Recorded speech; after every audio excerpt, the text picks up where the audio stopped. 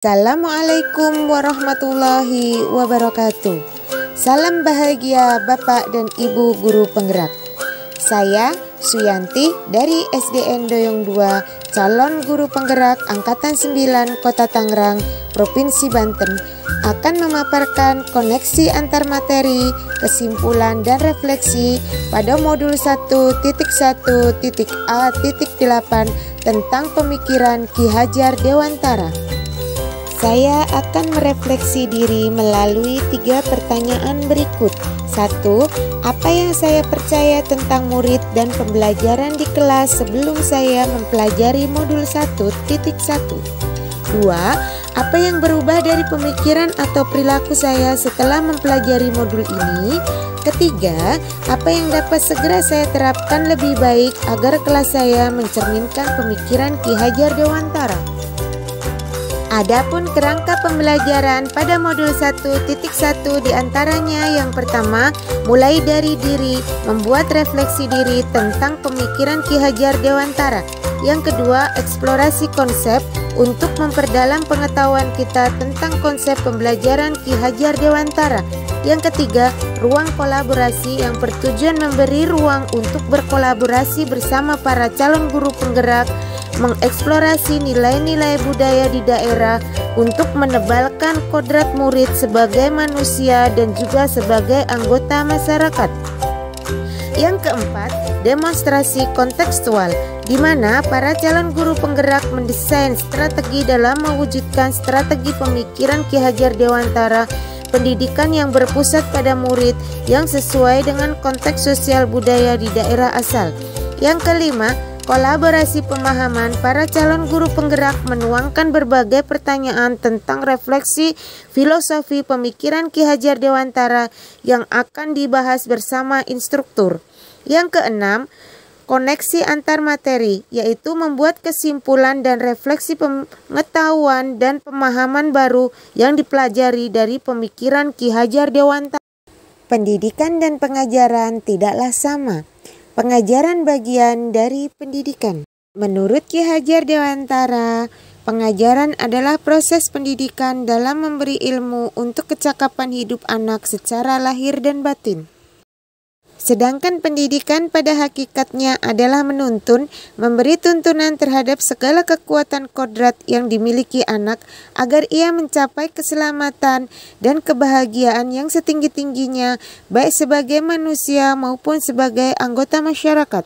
Pendidikan menciptakan ruang bagi murid untuk tumbuh secara utuh agar mampu memuliakan dirinya dan orang lain serta menjadi mandiri. Hal yang saya percaya tentang murid dan pembelajaran di kelas sebelum saya mempelajari modul 1.1. Pertama, pembelajaran berpusat pada guru atau teacher center.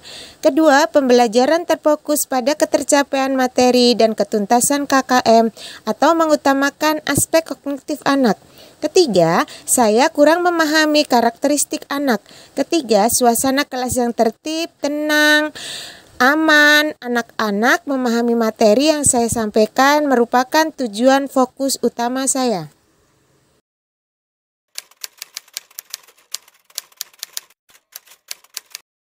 Namun setelah saya mempelajari modul 1.1 tentang pemikiran Ki Hajar Dewantara, saya menyadari bahwa apa yang saya pikirkan dan saya lakukan selama ini tidak tepat.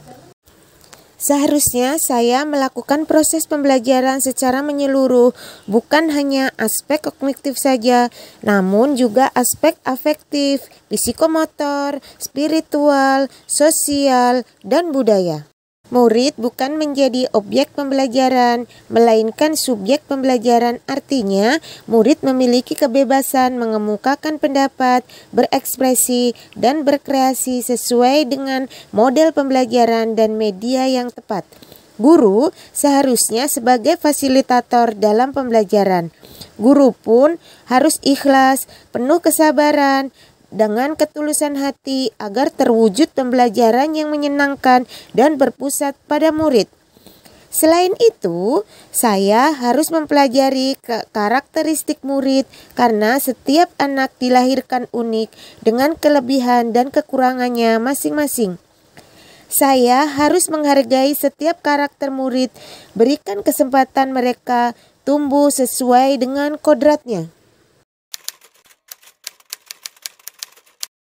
Yang dapat segera saya terapkan dalam pembelajaran di kelas antara lain: 1. Merancang pembelajaran yang interaktif dan menyenangkan dan melibatkan murid sesuai dengan metode student center. Berikutnya, menerapkan pembelajaran abad 21 yang sesuai dengan pemikiran Ki Hajar Dewantara, yaitu berpikir kritis, kreatif, komunikasi, dan kolaborasi dengan berpegang teguh pada memperdekakan anak. 3. Pembelajaran tidak lagi menuntut, tetapi menuntun, karena tugas guru adalah memberikan tuntunan atau arahan yang baik dan berusaha menjadi teladan, baik perkataan maupun perbuatan. Selanjutnya, saya harus mengenali latar belakang murid dan menjalin komunikasi yang baik. Demikian kesimpulan dari paparan video koneksi antar materi. Pendidikan adalah menuntun anak sesuai dengan minat dan bakat. Pendidikan bukan hanya ilmu akademis saja, namun perlu penanaman budi pekerti yang baik. Pendidikan sejatinya adalah berhamba pada anak. Semoga video ini menginspirasi bagi Bapak dan Ibu guru semua. Salam guru penggerak. Billahi taufiq wal hidayah. Wassalamualaikum warahmatullahi wabarakatuh.